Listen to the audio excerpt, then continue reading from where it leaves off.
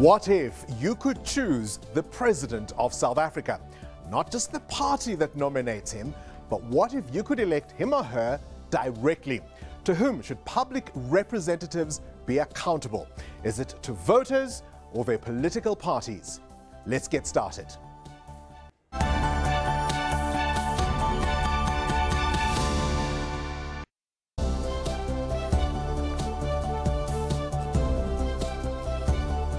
Good evening and welcome to the Democracy Gauge. I'm Bongani Bingwa. South Africa uses a closed-list proportional representation system for its general elections. Basically, voters vote for parties, not individuals. The parties then choose legislators and submit their lists to the Independent Electoral Commission, which oversees the elections. Voters then can't alter the lists, but they are publicized for them to scrutinize, and they look at the candidates. This system was chosen in 1994 because of its inclusiveness, simplicity, and tendency to encourage coalition governments. That was what we chose. But the South African society and our conditions aren't quite what they were 25 years ago. And that leads us to our poll question tonight. Has the current electoral process served its purpose? Should South Africa change its voting system? You can choose from our three colors. Green is for yes, yellow is for maybe, red, of course, is for no. You can interact with our poll topic on Facebook and Twitter, remembering to use our hashtags SABCDG25 and hashtag SABC News. We also welcome your WhatsApp videos to 065-862-4548. As always, our producer, Lindiwe Mabena, has looked at the story behind the story, giving us reasons why some South Africans do want the current voting system to be changed. South Africans don't elect their provincial and national leaders directly. They vote for a party of their choice, and it decides who will represent the voters in the legislatures. The ANC has been winning the elections since the advent of democracy, and has given the country a mixed bag of leaders with varied legacies. Following Zuma's rocky presidency, President Cyril Ramaphosa's ascendancy to power sparked hopes of South Africa returning to the nation's 1994 rebuilding and development project. But the excitement is waning, reigniting calls for a change in the voting system.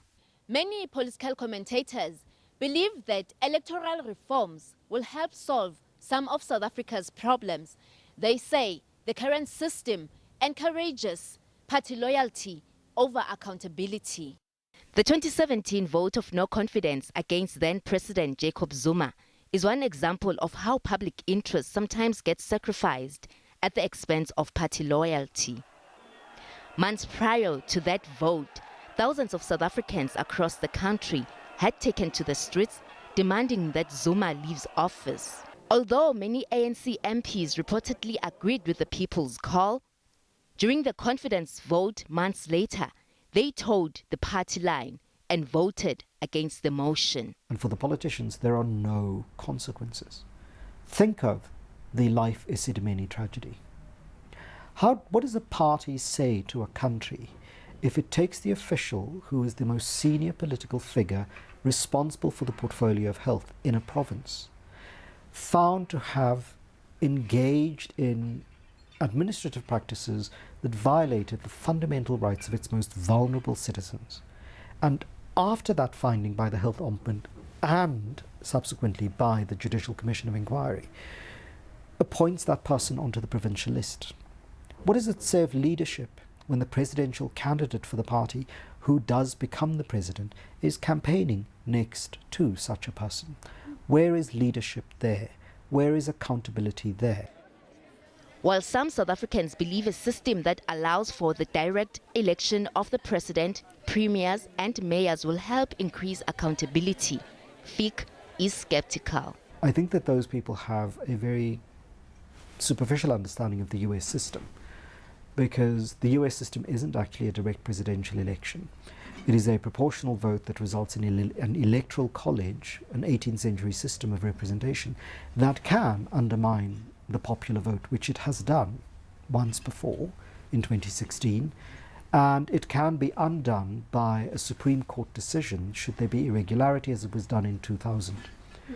So in South Africa, the electoral system that we have is imperfect and it needs adaptation, but not a wholesale import of a system that we think has worked elsewhere, but actually when you look at it, shows spectacular failure. The political analyst believes that independent candidates' best chance is on a constituency-based system, which he says is highly risky, considering how volatile South African politics can be. And while a mixed system could work for the country, Fick says it should, however, be able to address the accountability challenges the country is currently faced with. Lindio Mapena, SABC News, Johannesburg. Thank you, Lindiwe, for that insert. Well, joining the conversation in studio with me now are retired Judge Johan Kriegler, was part of the team that drafted South African voting laws. We've got the former Gauteng Premier Mbazima Shilowa and My Vote Counts electoral researcher Farai Savanu, who will be joining us from our Seapoint studios in Cape Town. Judge Kriegler, let me start with you. In 1994, obviously, inclusivity was a big consideration in terms of the laws that we drafted. That was 25 years ago. Does that still trump accountability? It's still vitally important. I don't think it trumps it. I don't think it trumped accountability then. I don't think the two are inconsistent with one another whatsoever. That's a very popular fallacy that accountability is somehow linked to first past post elections. There's not a tittle of evidence anywhere in the world to establish that. But people will argue that the issue of accountability comes in when you look at what's happened over the last 25 years across the political spectrum, where politicians have been more accountable to their party bosses rather than a system that allows for people to directly have a say when they're not happy with their leaders. Of course that's so, but that's not the fault of the electoral system. It's the fault of the people who were elected, who are not honouring their oath of office to do what the Constitution expects them to do. The fact that President Zuma, as he then was, got away with what he did, wasn't the voting system's fault. It was the parliamentarians, the ANC members in parliament who protected him, knowing that he was doing evil and doing damage to the country. That's the fault. Mbazima Shilowa, do you agree with that view? I mean, you walked away from the political scene ultimately when things didn't work out the way that you would have liked. You're one of those who challenged your former party bosses, and you chose to walk away. People would say a more accountable system would have seen that happen a lot more frequently. I think there are 2 points to make. The first one is that the Constitution, as it currently stands, said that the first election will be held according to the current system that we used. Parliament has been free ever since the 1999 elections to be able to change its thing.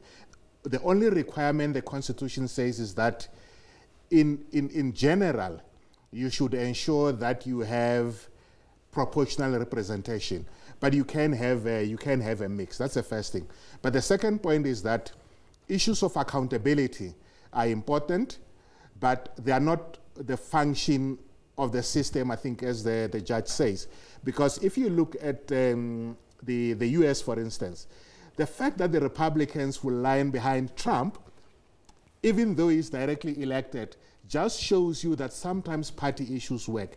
I think our problem is not the system, even though I do think we should have a directly elected mayor, premier, and a president, not because that is going to solve our problems, but because hopefully it will force, it will force us to couple that with a mixture of constituency and otherwise, which is really where the accountability is going to come in, especially if you have got constituency-based, because people will now know that, look, yes, you need to look at the party, but when you go back to your constituency, they're going to say, why did you vote this way and not that way, and you could lose your seat. Let's talk about what's happened since 1994. There have been several discussions. There was the Van Zyl-Slabbert commission that looked at how to come up with the ideal mix for our elections.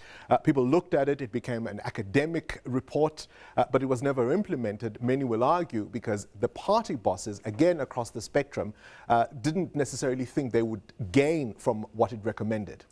I don't think it was because they thought they were going to gain. It was because I think all of them thought that, look, this system can still be done. I remember I wrote in 2007 an article that says we can adopt the Slabbert Commission report, not because it's a magic bullet, but because we need to find means and ways of taking us forward. So party bosses, even if you were to say, let's change the laws, they'll agree, but they'll still find own internal arrangements that will say you must still stick to that. I mean, take the UK. Yeah. It's constituency-based, but the selection is still by the NECs of the respective parties. So the bosses still have a say on it. All right. To our Cape Town studios now, let's bring in Farai Savanu from My Vote Counts. Farai, what are your views? I mean, there is this sense for many civil society organizations about this disconnect between voters and the leaders they elect to serve them. Once that X is made, a lot of voters feel powerless, at least until the next election cycle comes around. I think that definitely changing the electoral system may have some benefits, but I think what's important to note is that it would also have significant risks.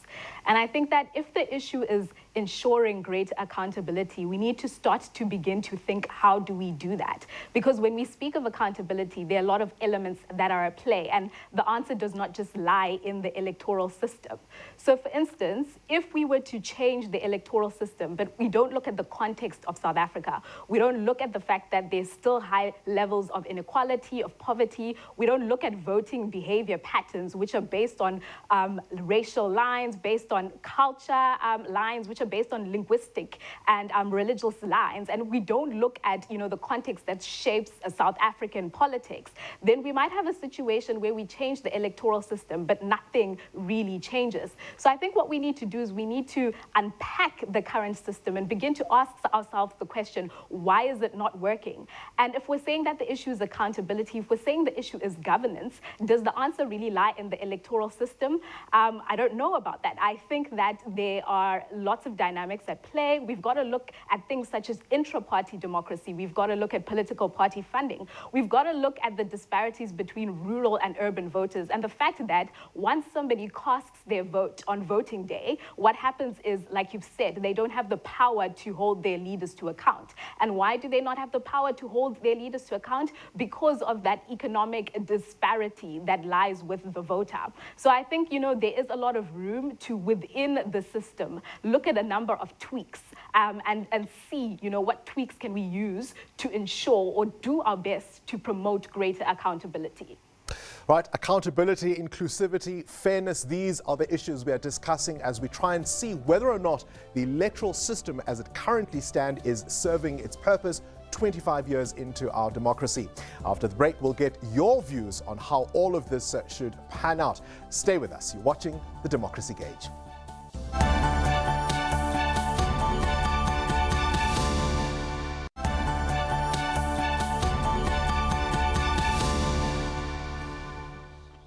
Welcome back. It's all about you here on The Democracy Gauge. The People's View allows you to interact with us, sharing your views about what you think on the topic at hand via WhatsApp videos. So let's take a look at what some of you have to say. It's no longer relevant. I don't have much to say, but it's no longer relevant. Even the government knows that is no longer relevant. Even before was not relevant. Electoral system is needed because we get direct democracy and indirect democracy. We're still in the indirect democracy. So the electoral system is needed because that gives then a balance between majority and minority when it comes to voting. The South African electoral system, it remains irrelevant more especially after 25 years of this democratic dispensation that promotes white supremacy. What type of a system is it that can be easily rigged, whereby votes can be stolen? You'll find out that dead people are found to have voted. It must be done away as soon as possible. Well, we continue our conversation with Justice Johan Krichler and former politician Mbazima Shilowa, and of course My Vote Counts electoral researcher Farai Savanu, who's with us from our Sea Point studios in Cape Town. Farai, let me start with you. I mean, based on the current system, we may need to tinker with things, as you said before we went to the break. But importantly, how do we make sure, as your organization says we need to, that every vote counts, not only in terms of its effect from the mark that is made, but even how people feel as part of this democracy? I think we've got to look beyond the vote, right? So it's all about participatory democracy. So we need to look at issues such as the fact that our constituency office system is just not working at all. I mean, it's been reported a lot of times that, some constituency offices do not exist. So we need to review that system and see how we can better it so that people do have greater access to the constituency offices and what Parliament is doing. And I think even in terms of Parliament, there are a lot of reforms that we can look in there to create a more conducive, environment for the ordinary person to get involved in decisions that affect their lives. Because as you will know, when it comes to a lot of public hearings, the ordinary person most of the time doesn't have the space or the opportunity to give their opinion, right? And this is obviously because much more well-resourced organizations are in a better position to do so, because obviously they have access to information, they have access to media, and they're able to challenge, their leaders in that space. So I think we've got to really start working on how do we ensure that the ordinary person, beyond voting day, beyond casting their ballot, is in a position where they have the power, the tools, the information, the resources, to hold their leaders to account. Let's bring up this issue of accountability. It's one that I'm struggling to get away from, Mbazima Shilowa. I mean, when we look at the evidence, for example, that has come out of the State Capture Commission so far, we look at things like what the Auditor General tells us every year goes awry with public money. There is this increasing sense of frustration that we know, even when we know what the bad news is, there's no direct consequences for the people that are responsible for it. And you would think that the voters should be able to hire and fire leaders. They should be able to. And I think it may be that one of the things we've got to strengthen is the right of recall. But again, the right of recall sometimes depend on parties. But secondly, we've got to look, as she was saying, on constituency offices. Currently, constituency offices are not really constituency offices. They are party political offices. So you find, if you are a DA or ANC or COPE or EFF, you only go to your own people. Whereas a constituency office is supposed to be really there to serve everybody who is in that area. So, and finally, the part of the problem with what happens with what is in the State Commission is because there are no consequences. So you also need to strengthen the policing system, the judiciary, as well as particularly the NPA, because I think part of what State Capture had succeeded in doing as part of weakening accountability was to hollow out some of those institutions. Justice Krichler, the vision in 1994 was, let's try the system as we have it for at least one, maybe two elections, and revisit it at a later stage what we might want to come up with that will work going forward. From where you sit, was that not how the system was designed?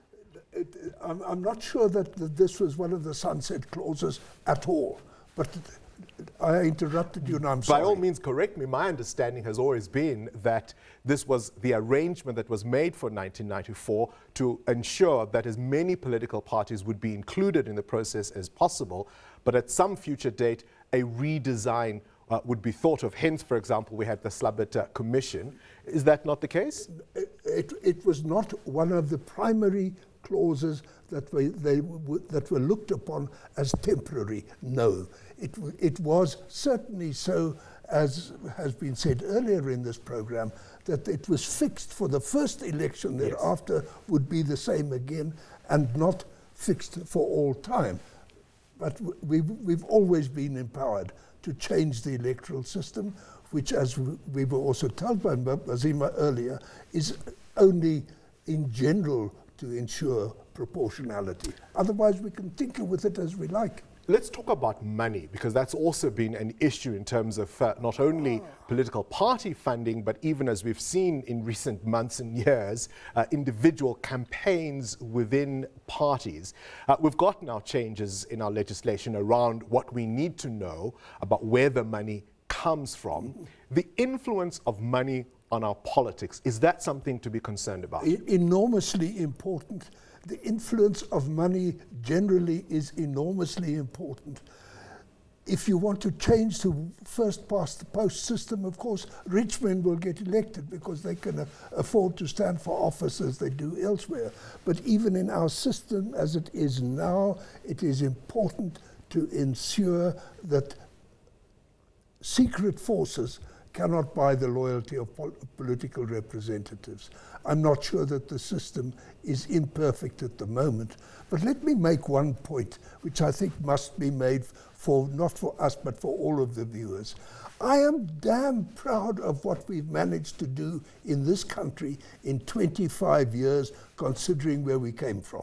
I think we've done very, very well indeed. I've worked in dozens of places around the world. I think South Africa can be proud of how it has adjusted from a very, very perverted system in the past to where we are today, and that we have been able to get rid of a state capture organization through our own democratic processes.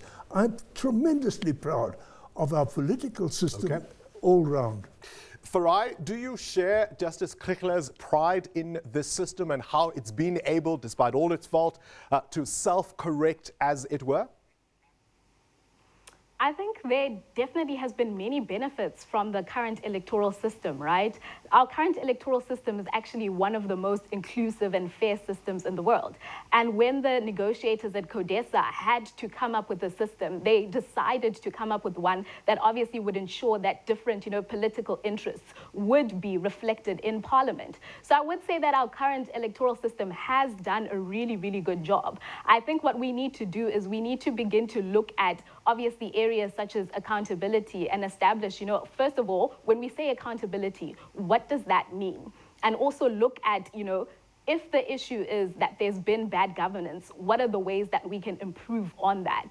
And I'm not sure that the system alone is the answer to that. So it's very important that we look at maybe, yes, the electoral system, but look beyond that, because I think looking beyond that and having a holistic approach at the entire political system to answer these issues of accountability, I think we do ourselves a world of good.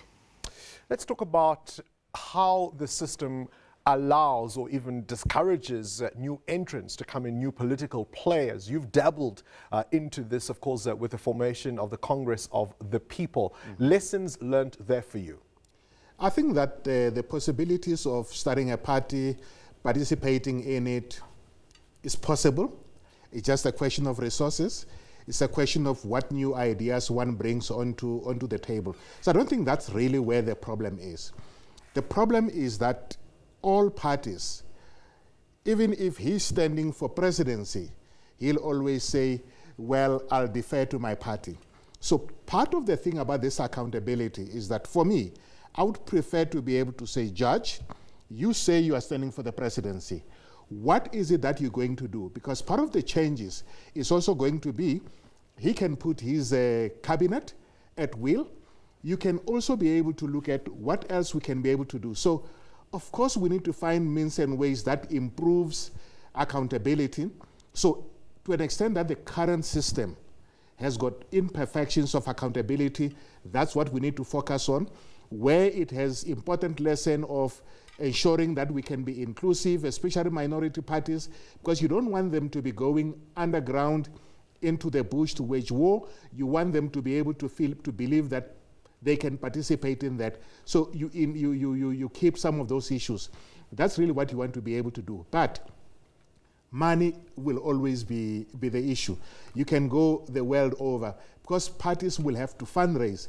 If you don't fundraise, you have to fund it from the fiscus. So many countries decide we're going to ensure that we look at both, but they will also say, look, we're going to be funding from the fiscus. Again, you always have to say you can't give to everybody. You're going to say prove electoral support. Sometimes you're not able to do so. Judge, perhaps let me give you the last word on our discussion this afternoon. It's often said that this system was designed with perhaps, to quote the cliche, a Nelson Mandela in mind. But then when a Jacob Zuma comes along, the system is tested and stretched to its limits. You said a moment ago you were proud of it. Did it stand up to that test? Yes, it did. And you must have your head read. If you want to give a Jacob Zuma more power than he had, if you want to give him the right to say, I was elected by the people, Tsamaya, you in Parliament, you can't give me orders, I have a mandate direct from the people. That's the risk that you run if you have a directly elected president. There you have it. For all its imperfections, our guests agree, I think, across the board that the system has stood well to the tests of the last 25 years. Now, before we say goodbye, as always, let's take a look at the results of today's poll. That is what you have had to say. That's how the numbers stack up on the screen there. That's how you have voted. Thank you for watching. From me, Bongani Bingwa, and the rest of the Democracy Gauge team. Until the next time, ubusuku benzolo. Good night.